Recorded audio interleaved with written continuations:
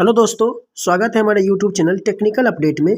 जैसा कि आपको पता है कि बार का एग्जामिनेशन का शेड्यूल आ गया है। आपका जो एग्जामिनेशन है यहाँ पर मेंशन कर दिया गया है 18 नवंबर से लेकर 24 नवंबर तक आपका फर्दर एग्जामिनेशन होने वाला है।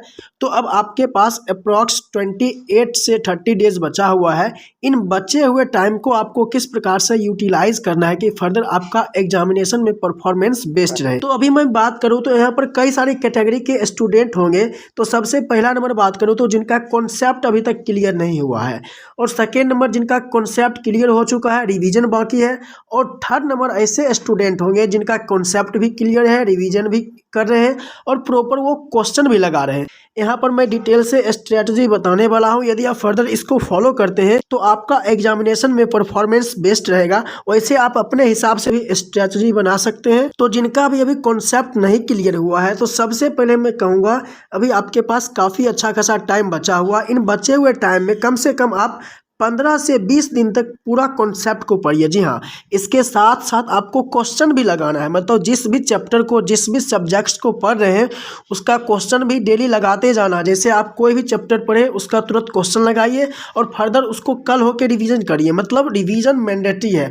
जो आप आज पढ़ते हैं उसका कल होकर रिवीजन पढ़िए। आप एक सब्जेक्ट आज पढ़े या एक चैप्टर पढ़े उसका कल होकर रिवीजन करिए। आप दूसरा चैप्टर पढ़े तो फर्दर आप दोनों का रिवीजन करिए। जैसे जैसे आप नया चैप्टर पढ़ते जाइएगा वैसे वैसे रिवीजन का टाइम भी बढ़ते जाएगा। जी हाँ, जैसे आप मान लीजिए शुरू में 80% अपना टेक्निकल या जो भी सब्जेक्ट्स है उसको पढ़ रहे हैं और रिवीजन 20 कर रहे हैं। अगले दिन ये हुआ कि आपको ज़्यादा कॉन्सेप्ट बिल्डअप हो गया तो फर्दर आपको रिवीजन भी ज़्यादा करना पड़ेगा। ये नहीं कि सिर्फ कॉन्सेप्ट ही पढ़ रहे हैं, रिवीजन नहीं कर रहे।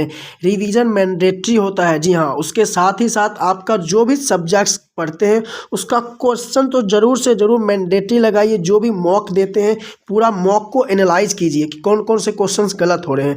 और जिनका कॉन्सेप्ट फुल्ली क्लियर हो चुका है वो सारा चीज़ पढ़ लिए, जो भी सब्जेक्ट्स है मैंडेटरी था वो पढ़ लिए हैं, तो फर्दर अभी आप ओनली और ओनली मॉक टेस्ट दीजिए और रिवीजन कीजिए। जी हाँ, मॉक दीजिए, एनालिसिस करिए, फर्दर उसको रिवीजन कीजिए। यही आप डेली फॉलो करते रहिए तो आपका एग्जामिनेशन काफ़ी वेस्ट जाने वाला है। और मैं बात करूँ स्पेशल से साइंटिफिक ऑफिसर वालों के लिए तो इसमें काफ़ी अच्छा खासा क्वेश्चन का लेवल रहता है। जी हाँ, इसमें आपको न्यूमेरिकल अप्रोच ज़्यादा लेके चलना पड़ेगा।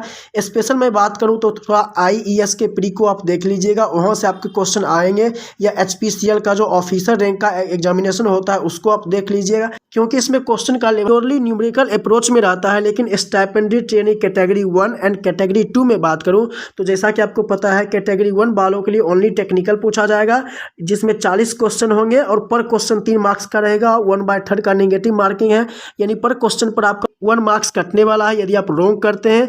तो ओवरऑल इसमें मैं बात करूँ तो 40 क्वेश्चन में से आपका जो रहने वाला है एवरेज में 30 क्वेश्चन तो पूरा कॉन्सेप्चुअल रहेगा। इसमें डाटा बेसिस क्वेश्चन होंगे या कुछ फॉर्मूला बेसिस क्वेश्चन होगा, 1 लीनियर न्यूमेरिकल होगा। लेकिन जो 10 क्वेश्चन होंगे एवरेज में आपको न्यूमेरिकल रहेगा, इसमें टाइम कंज्यूमिंग रहेगा। एवरेज में बात करूं तो आपका 25% जरूर से जरूर न्यूमेरिकल रहेगा। हो सकता है इससे ज़्यादा हो लेकिन न्यूमेरिकल इसमें रहेगा, इसलिए आपको थोड़ा न्यूमेरिकल अप्रोच में भी लेके चलना है।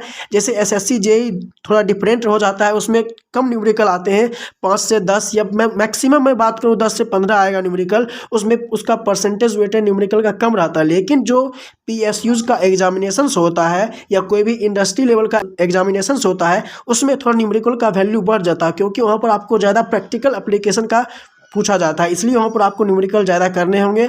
और स्टाइपेंडरी ट्रेनिंग कैटेगरी 1 की बात करूँ तो आपका जो भी टेक्निकल ट्रेड का सब्जेक्ट है उसको पढ़िए, जो भी अदर सब्जेक्ट्स है उसको भी आपको रीड करना पड़ेगा। यदि अभी आपका कॉन्सेप्ट बिल्डअप नहीं हुआ फर्दर आप कॉन्सेप्ट को पढ़िए और क्वेश्चन को लगाइए और फर्दर उसको रिवीजन कर लिए। यदि आपका कॉन्सेप्ट हो चुका है तो डेली रिवीजन करिए, डेली क्वेश्चन लगाइए और डेली एक मॉक दीजिए।